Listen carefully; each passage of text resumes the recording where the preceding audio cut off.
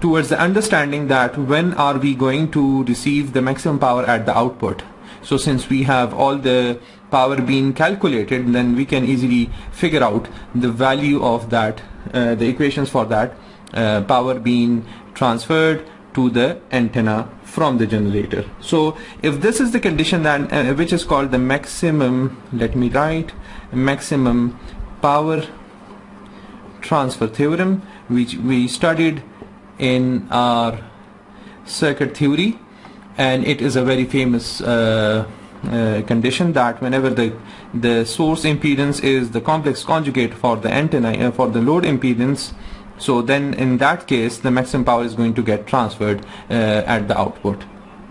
In this case, it means that if Zg is actually equal to Za conjugate, then it means that Ra, where Ra denotes the antenna resistance, which is Rr plus RL, in fact nothing else, is actually equal to Rg, where Rg is actually what is the generator resistance. Okay, now and with this condition, the reactive part Xa is actually should be equal to minus Xg in order to have maximum power transfer.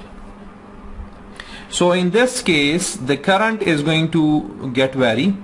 I mean, the circuit current in this case is going to be different now.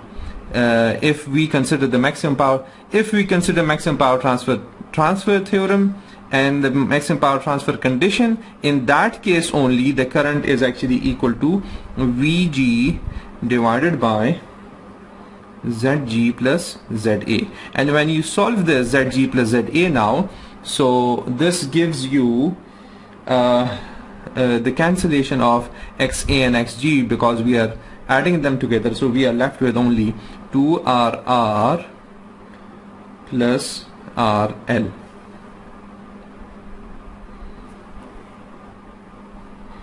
So in this case we can also go on further by finding out the power associated. So if this is the current, then in that case the power radiated by the antenna now PR. Previously we calculated the equation for this, but now we are now focusing on the the power radiated, which is in the maximum power condition. So in that case PR is actually again equal to half VR and I static, and then it is equal to half again I RR into I static. So it gives us half I magnitude square and RR.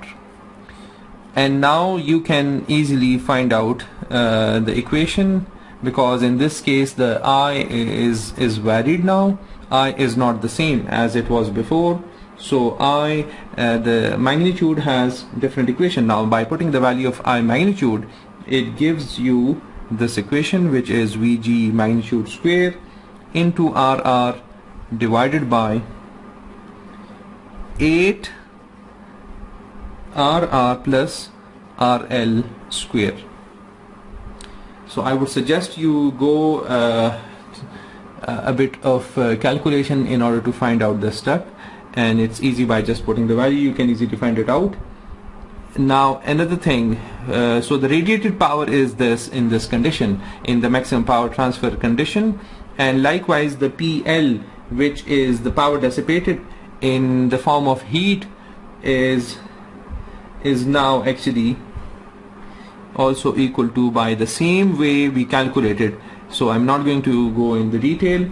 Let me write the final equation, which is Vg square into RL divided by 8 RR plus RL square. Likewise, if you notice, the power available from the generator source is the power available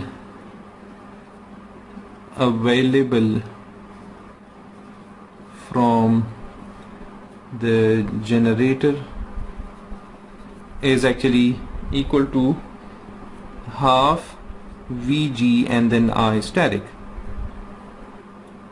So this gives me, when I solve it, it gives me Vg magnitude square divided by 4RR plus RL. It is going to get clear very soon, so don't get confused about it. We are going to easily cover it easily in a while.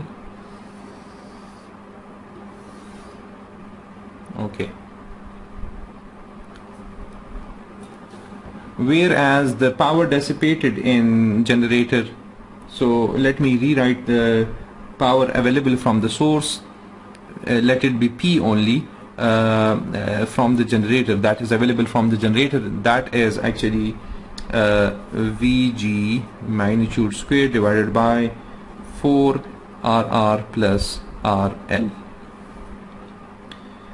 And now let us focus on the power that is dissipated in the generator resistance, in fact. So that is Pg. Let this Pg denotes the power dissipated in the generator resistance, in fact. So it is half I into Rg into I static, and that gives us obviously half of I magnitude square and then Rg. And if you calculate this out, it gives you